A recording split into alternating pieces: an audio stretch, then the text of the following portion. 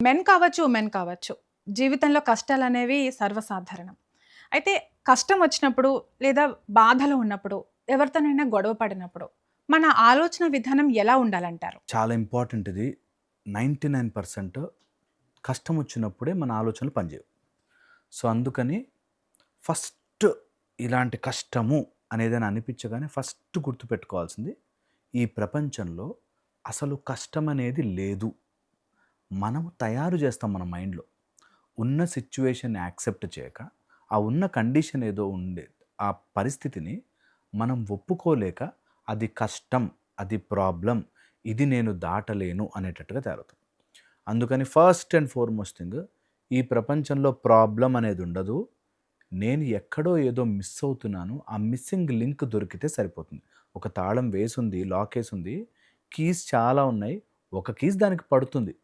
ఆ కీస్ వెతికేదాన్ని మనం ప్రాబ్లమ్ అని ఆగిపోతాం.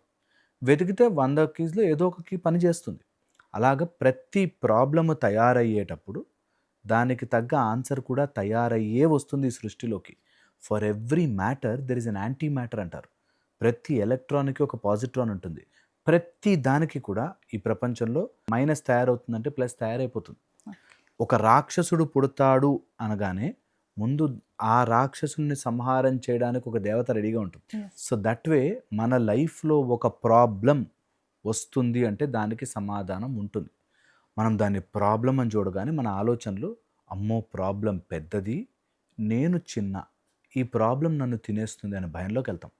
సో ఫస్ట్ ఎవరైనా ఈ వీడియో విని ఏదైనా నేర్చుకోవాలి అనుకుంటే అందులో ఫస్ట్ థింగ్, ప్రాబ్లమ్ అని చూడను.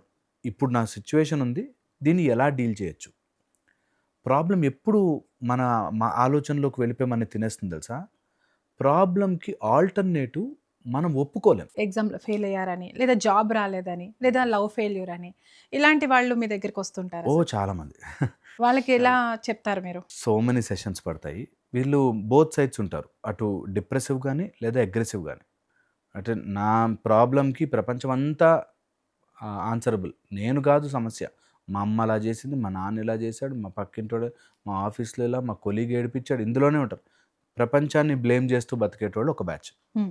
రెండో బ్యాచ్ ఏంటంటే నా బతుకింతే, నేను వేస్టు, నా లైఫ్ ఇంతే, నాకే కష్టాలు ఈ టైప్. నా జాతకమే ఇంత అనుకో. నా కర్మ ఇంత, నా జాతకం ఇంత ఇట్లా.